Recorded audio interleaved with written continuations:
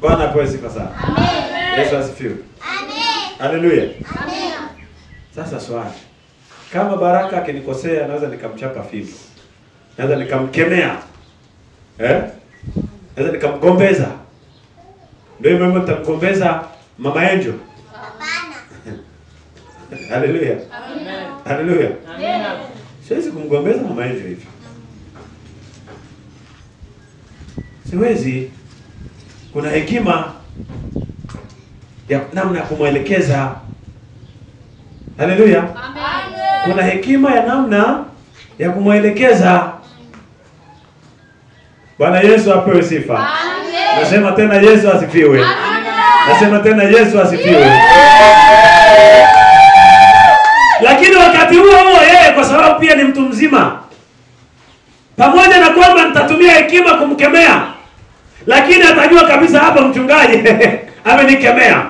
Na kuna siku pia wengine wanakoseaga. Haleluya. Sasa swali, na wewe, mimi nikikosea na wewe uje unipandie uniparamie. Bana. Uje uniparamie. Eti kisa mimi nimekosea. Lazima uje kwa adabu. Amen. Haleluya. Lazima uje kwa nini? Of course, maneno yako, ushauri wako ni wa maana. Lakini kuna namna utakavyoweza kutumia ili niweze kuona maana ya huo ushauri. Lakini pia kuna namna ukikosa hekima, moja kwa moja kitakachotokea ni kwamba hata ushauri wako utakosa maana. Kwa hiyo tumepewa kazi ya kuhubiri neno na kuwa tayari wakati unaofaa na wakati usiofaa. Haleluya.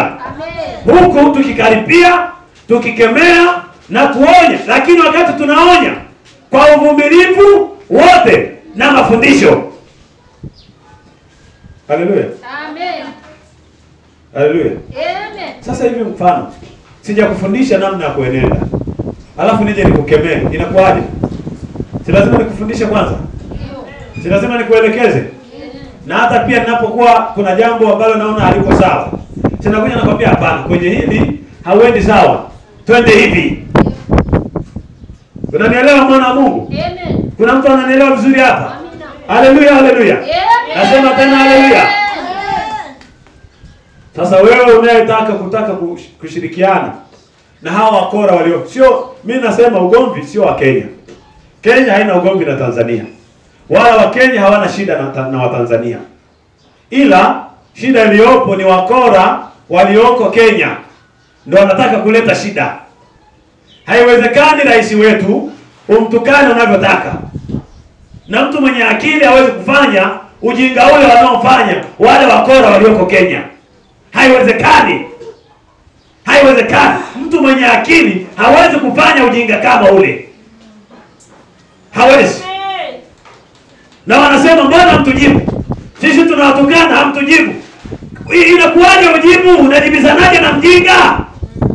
Unajua mjinga akikutukana na ukamtukana, mtaonekana wajinga wawili. Ndio. Swali ni hili. Uko bafuni unaoga. Haya bafu yetu ya Uswahilini ya. Umetundika nguo zako piu. Huko tu unaoga zako. Alafu akaja kichaa amevaa misampeli ndio. Sawa? Lakini yeye ni nani? Ni kichaa, akachukua nguo zako.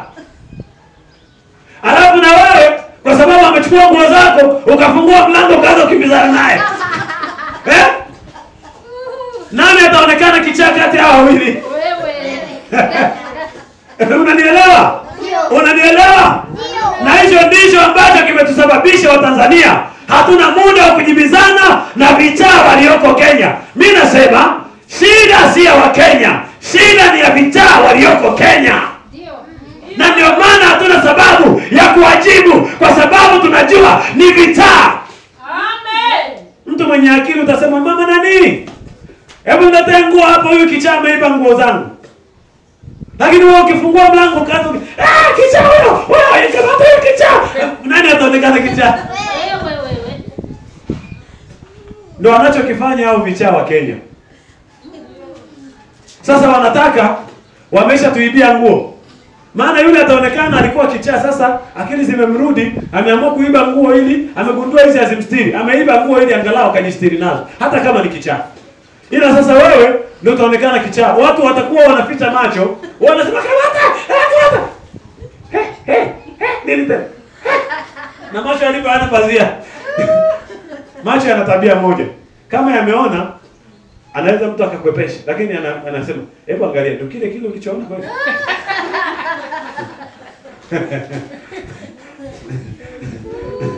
Ni kweli unataka kuona, lakini unajikuta tena. Jamani, haleluya. Amen. Haleluya. Amina. Kwa hiyo naomba kanisa tusijaribu kushirikiana na wale vichaa walioko Kenya wanaojaribu kuichafua nchi yetu ya Tanzania. Nimeshasema hatuna vita na Wakenya. Wakenya ni marafiki zetu na tuna watu wa muhimu sana wazito pale Kenya, wenye akili zao. Na huwezi kuwaona wakiongea upumbavu na upuzi kama ule. Lakini kwa sababu kila nchi haikosi vichaa. Umeelewa? Kila nchi haikosi nini? Vichaa. Na unakuta kuna watu wengine kwa sababu za itikadi za vyama na wao wanaungana na wale.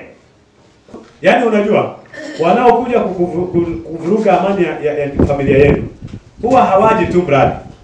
Wanasubiri wakishaona kuna kamgongano au kampishano fulani kamejitokeza.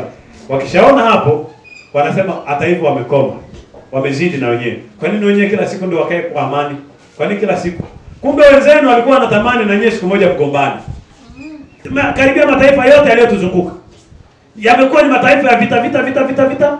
Lakini nchi yetu imeonekana ni ya amani. Wao nafikiri wale wanapenda? Wanapenda? Halafu na wao wanashadadia. Kweli wanasema kweli. Kweli wanasema kweli. Ya kwao yamewashinda. Tena mimi nasema wao kwenye macho yao wamebeba maboriti. Yale maboriti yao wameshindwa kuyatoa kwenye macho yao. Eti wanataka waje watutolee vibanzi. Haiwezekani, Yesu alishasema. Kabla hujaenda kutoa kibanzi kwenye jicho la mtu, kwanza hakikisha unatoa kwanza boriti kwenye jicho lako. Maana boriti ndio ukubwa. Kibanzi ni kadogo kanatoka kwenye boriti. Amen. Haleluya. Amen.